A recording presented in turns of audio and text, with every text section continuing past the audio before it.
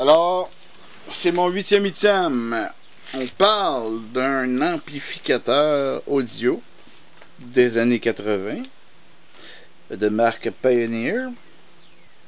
Alors, ceux-là qui en ont un, ils vont se reconnaître. Alors, qu'est-ce qu'il y avait comme caractéristique les amplificateurs des années 80? C'est qu'il y avait des très petits boutons sensibles, cassants, etc., etc., etc.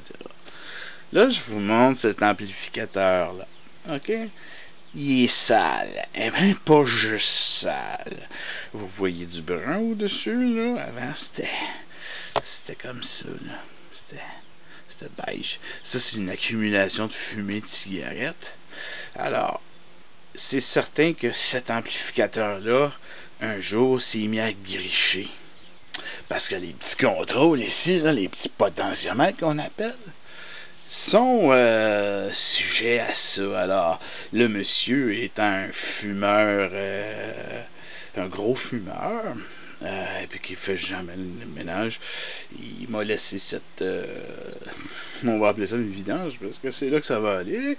Alors, je vous montre, vous avez vu le devant, là. Alors, c'est ça ce qui arrive avec ces amplificateurs-là. C'est des petits boutons, puis tout ça, puis ça finit toujours par casser. C'est pas ce qu'il y a de mieux. Écoutez, franchement, les meilleurs amplificateurs, c'est sûr là, des années 70 avec le tuner manuel, et puis écoutez, ça bat pas. C'est sûr qu'on peut acheter des marques très haut de gamme qui ont rien à voir avec ça. Mais ça reste. C'est parce que quand ça casse, ça non plus, c'est pas tellement réparable. Il n'y a pas grand chose qu'un réparateur peut faire. D'où l'indisponibilité des pièces, etc., etc.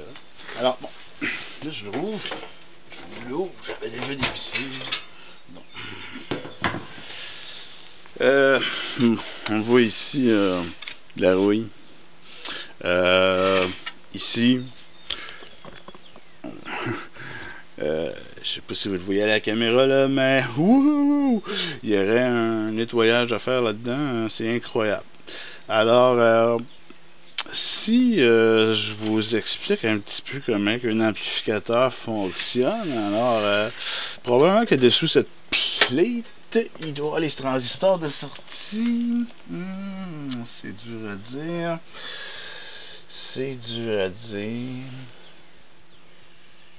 Pas tellement fait pour être démonté non plus. Alors ça s'en va directement au rebut. Je prends la fusible ici. Toujours bon. Le reste, ça va être le cordon. Ça va être le... Non, rien d'autre. Absolument rien d'autre.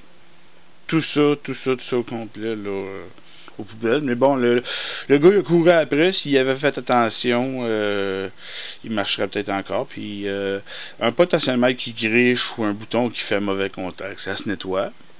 OK. C'est pas une job que n'importe qui peut faire, mais ça se nettoie. La plupart du temps, le monde jette leur amplificateur parce qu'il griche, mais c'est pas parce qu'il est brisé. Alors, pour votre information, comme je vous disais, les amplificateurs à transistors, c'est Harman Kardon, Marantz, même Pioneer, tout ça, là, ils faisaient quelque chose de bon, des bons pitons, solides, faits pour durer. J'en ai un, là, j'ai un Harman Kardon qui date de 1972, et puis il marche encore comme un neuf.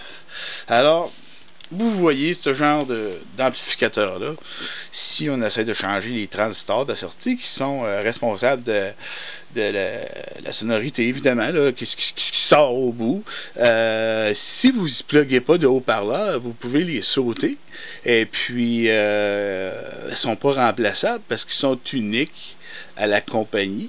Et puis, si vous voulez les avoir, on va vous répondre que c'est discontinué. Alors, de toute façon, dans cet état-là, il y a zéro, absolument rien à faire, aucun bouton à conserver, rien. Comme je vous dis, le fil, puis,